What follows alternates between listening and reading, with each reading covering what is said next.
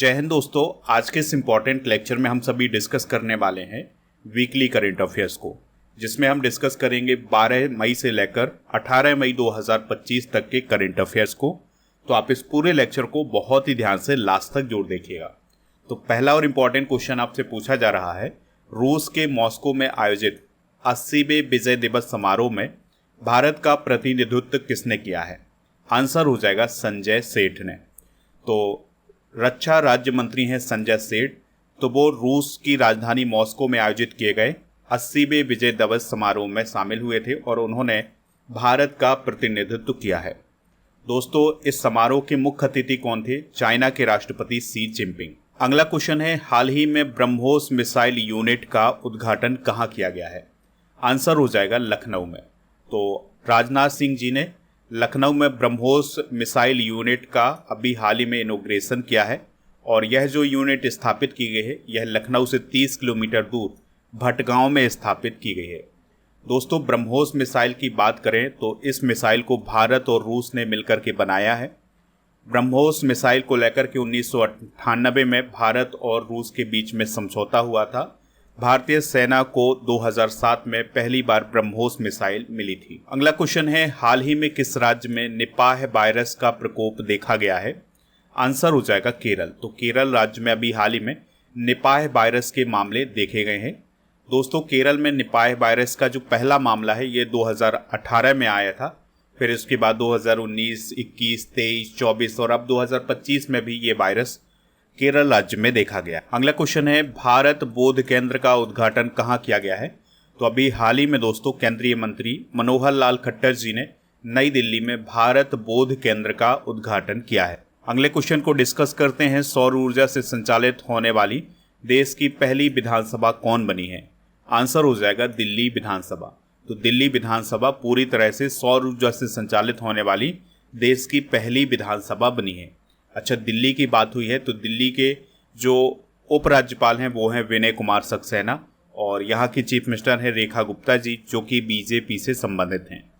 अगला क्वेश्चन है, तीरंदाजी विश्व कप 2025 के स्टेज 2 में भारत मेडल टैली में किस स्थान पर रहा है? तो भारत मेडल टैली में दूसरे स्थान पर रहा है। पहले स्थान पर साउथ कोरिया और दूसरे स्थान पर इंडिया रहा है।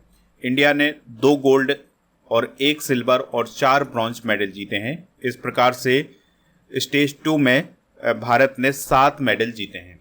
अगला क्वेश्चन है, यूनेस्को गिलर्मो कैनो विश्व प्रेस स्वतंत्रता पुरस्कार 2025 से किसे सम्मानित किया गया है? आंसर हो जाएगा इसका ला प्रेंस को।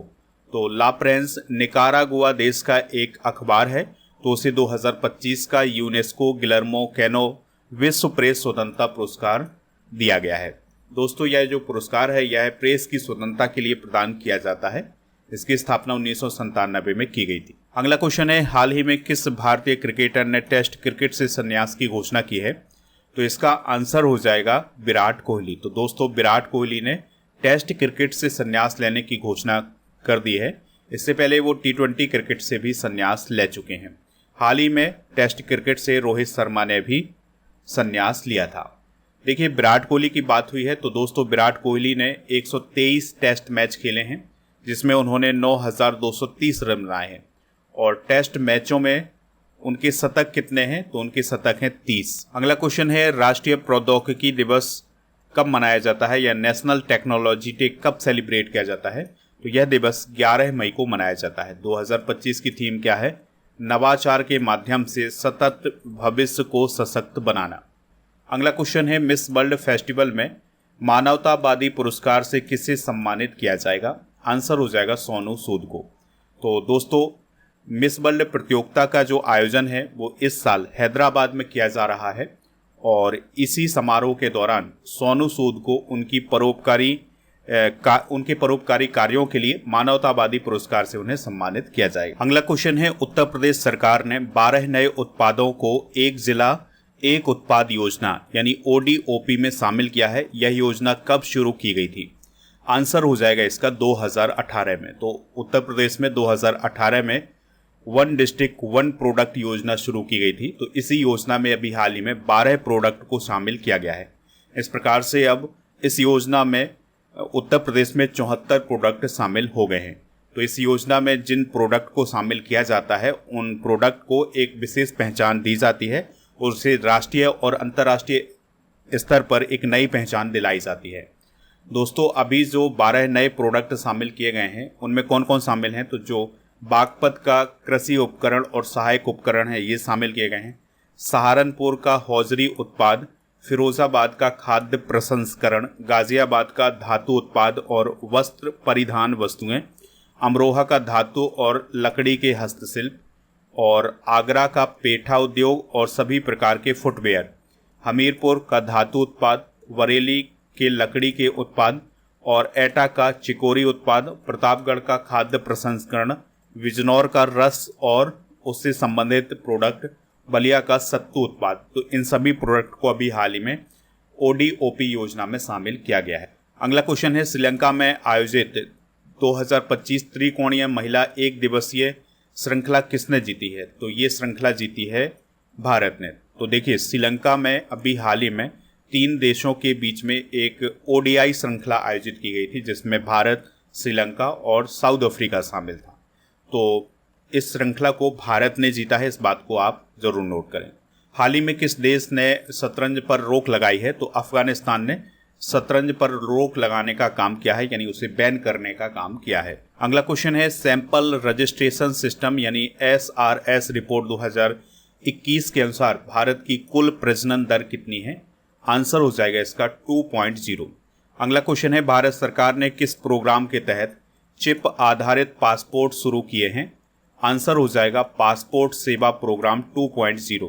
तो इस प्रोग्राम के तहत अब भारत सरकार ने चिप आधारित पासपोर्ट देने शुरू किए हैं, जिसमें पासपोर्ट में एक चिप लगाई जाएगी जिसमें पूरी इन्फॉर्मेशन होगी, यानी कि मतलब जिसको पासपोर्ट दिया जाएगा उसकी पूरी इन्फॉर्मेशन होगी, उसके सिग्नेचर, उसकी फ़ोटो और उसका नाम और पता, ये सब कुछ जानकारी उसमें होगी। भारत के 52वें नंबर के चीफ जस्टिस कौन बने हैं? तो भूषण रामकृष्ण गवई या BR गवई भारत के 52वें नंबर के चीफ जस्टिस बन गए हैं। उन्होंने चीफ जस्टिस के रूप में संजीव खन्ना जी का स्थान लिया है।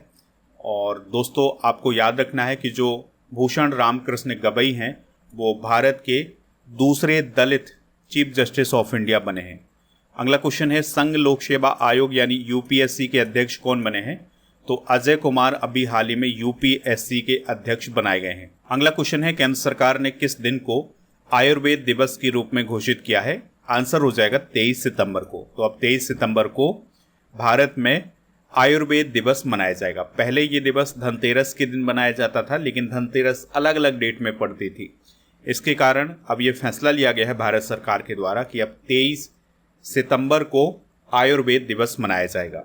अगला क्वेश्चन है, अनीता आनंद किस देश की विदेश मंत्री बनी है? आंसर हो जाएगा कनाडा। तो दोस्तों, भारतीय मूल की हैं अनीता आनंद, तो वो कनाडा में अभी हाल ही में विदेश मंत्री बनाए गए हैं। इससे पहले भी अनीता आनंद कनाडा में रक्षा मंत्री के रूप में काम कर चुकी हैं। उन्होंने जब शपथ ली है दोस्तों, तो भगवत गीता पर हाथ रख कर के शपथ ली है, ये बात आपको याद रखनी है।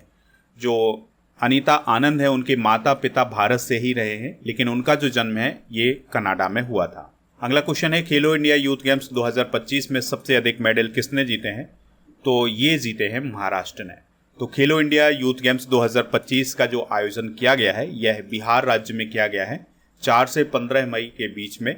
और आपको याद रखना है कि ये जो खेल आयोजित किए गए थे ये पटना, राजगीर, गया, भागलपुर, बेगूसराय में आयोजित किए गए थे। कुछ प्रतियोगिताएं नई दिल्ली में भी आयोजित की गई हैं, जिसमें शूटिंग, जिम्नास्टिक और ट्रैक साइकिलिंग शामिल थी। तो महाराष्ट्र पहले स्थान पर रहा है, दूसरे स्थान पर हरियाणा, तीसरे स्थान पर राजस्थान, चौथे पर कर्नाटक और 5वें स्थान पर दिल्ली रहा है।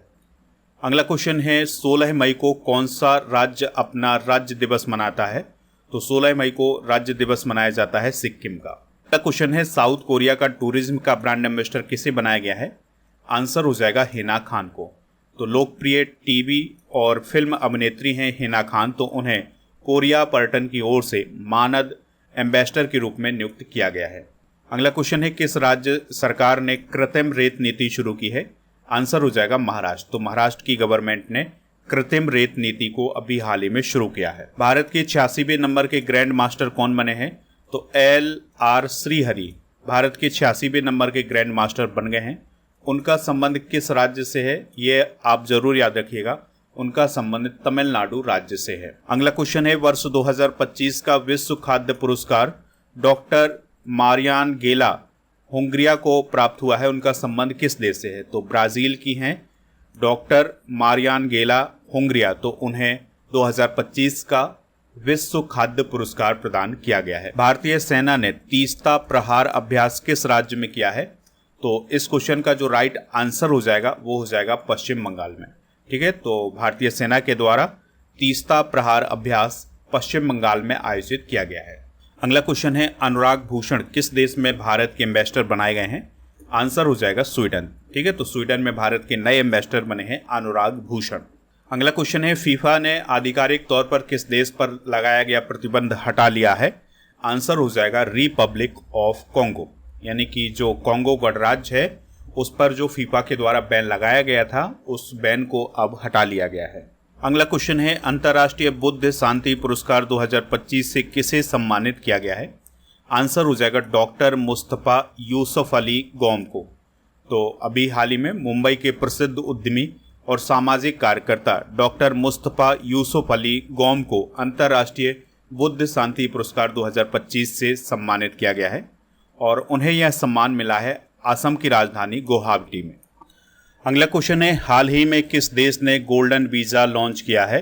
आंसर हो जाएगा वियतनाम। तो वियतनाम देश ने गोल्डन वीज़ा लॉन्च किया है जिसके माध्यम से जो निवेशक होंगे, पर्यटक होंगे और या फिर डिजिटल कामगार होंगे उन्हें 10 वर्ष का गोल्डन वीज़ा प्रदान किया जाएगा, यानी 10 वर्ष तक वो वियतनाम में रह सकते हैं। अगला क्वेश्चन है, हाल ही में कौन सा देश यूनेस्को से अलग हो गया है?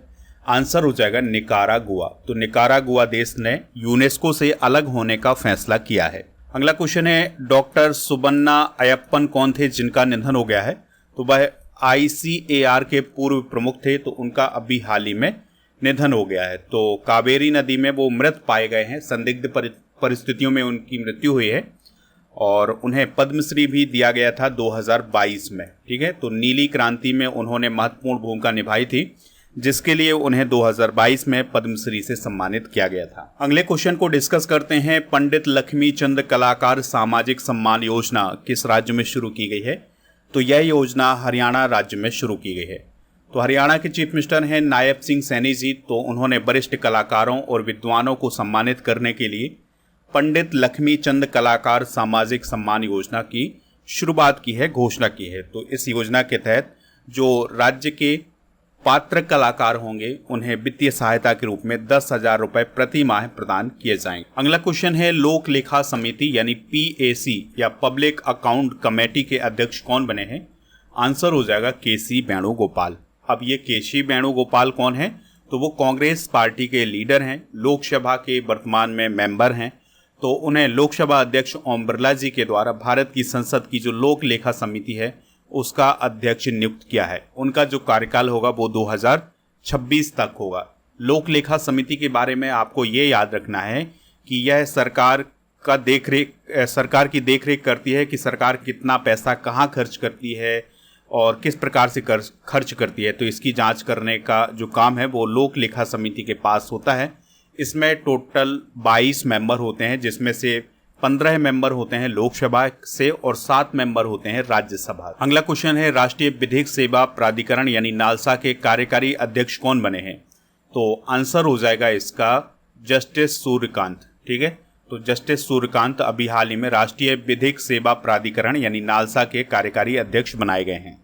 अगला क्वेश्चन है, ताप्ती बेसिन मेगा रिचार्ज परियोजना के लिए मध्य प्रदेश और किस राज्य के बीच समझौता हुआ है? आंसर हो जाएगा इसका महाराष्ट्र। ठीक है, तो ताप्ती बेसिन मेगा रिचार्ज परियोजना के लिए मध्य प्रदेश और महाराष्ट्र के बीच में एक समझौता हुआ है। तो इस समझौते में जो मध्य प्रदेश है और जो महाराष्ट्र का एरिया है इसमें ताप्ती नदी के माध्यम से सिंचाई का काम किया जाएगा और जल आपूर्ति की जाएगी। अगला क्वेश्चन है, win the battle of your mind पुस्तक के लेखक कौन है जिसको हाल ही में लॉन्च किया गया है? आंसर हो जाएगा रीता राममूर्ति गुप्ता। अगला क्वेश्चन है, वर्ष 1972 में प्रक्षेपित सोवियत संघ के अंतरिक्ष यान कॉस्मोस 482 के अवशेष अनियंत्रित होकर कहाँ गिरे हैं? तो ये हिंद महासागर में गिरे हैं, इंडोनेशिया के पास में। और आपको याद रखना है कि 1972 में सोवियत संघ के द्वारा कॉस्मोस 482 को लॉन्च किया गया था, जो कि शुक्र ग्रह के लिए लॉन्च किया गया था। यानी शुक्र ग्रह के अन्वेषण करने के लिए, उसकी रिसर्च करने के लिए इसे लॉन्च किया गया था, लेकिन ये फेल हो गया था और अब जा कर के ये हिंद महासागर में गिर गया है। अगला क्वेश्चन है, बैसाख पोया उत्सव किस देश में मनाया गया है? तो अभी हाल ही में श्रीलंका में बैसाख पोया उत्सव का आयोजन किया गया है। तो ये बौद्ध धर्म से संबंधित उत्सव है, इसका आयोजन श्रीलंका में किया गया है। अगला क्वेश्चन है, भारत ने किस राज्य केंद्र शासित प्रदेश में पाकल दुल जल विद्युत परियोजना को मंजूरी दी है? आंसर हो जाएगा जम्मू कश्मीर में। ठीक है, तो जम्मू कश्मीर में एक जल विद्युत परियोजना को अभी हाल ही में केंद्र सरकार के द्वारा मंजूरी दी गई है, जिसका नाम है पाकल दुल जल विद्युत परियोजना। और ये जो परियोजना है यह चिनाब नदी की जो एक सहायक नदी है, जिसका नाम है मारूसुदर नदी, उस पर बनाई जा रही है। अगला क्वेश्चन है, देश का छठवां सेमीकंडक्टर प्लांट कहाँ स्थापित किया जाएगा? तो यह जेवर उत्तर प्रदेश में स्थापित किया जाएगा। अगला क्वेश्चन है, सीसीआई बिलियर्ड्स चैंपियनशिप 2025 किसने जीती है? तो ये पंकज आडवाणी ने जीती है और यह प्रतियोगिता मुंबई में आयोजित की गई थी क्रिकेट क्लब ऑफ इंडिया के द्वारा। तो इसको जीता किसने है? पंकज आडवाणी ने। अगला क्वेश्चन है, वीर रथ पार्क कहाँ स्थापित किया जाएगा? तो दोस्तों नोएडा के पास वीर रथ पार्क स्थापित किया जाएगा, जिसमें भारत के जो स्वतंत्रता सेनानी हैं, भारत के जो नायक हैं, उनकी जीवन यात्रा को प्रदर्शित किया जाएगा।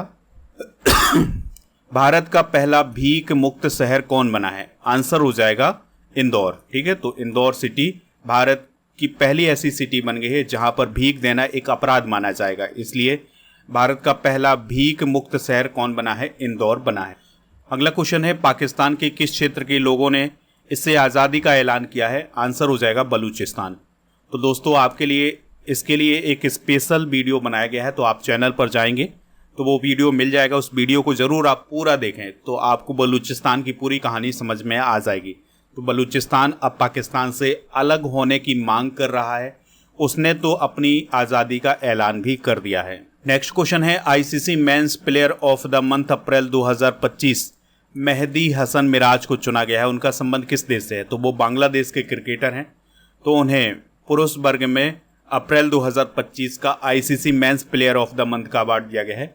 जबकि अगर हम महिला कैटेगरी की बात करें तो वो स्कॉटलैंड की जो महिला क्रिकेटर हैं, जिनका नाम है कैथरीन ब्राइस, उन्हें प्लेयर ऑफ द मंथ चुना गया है।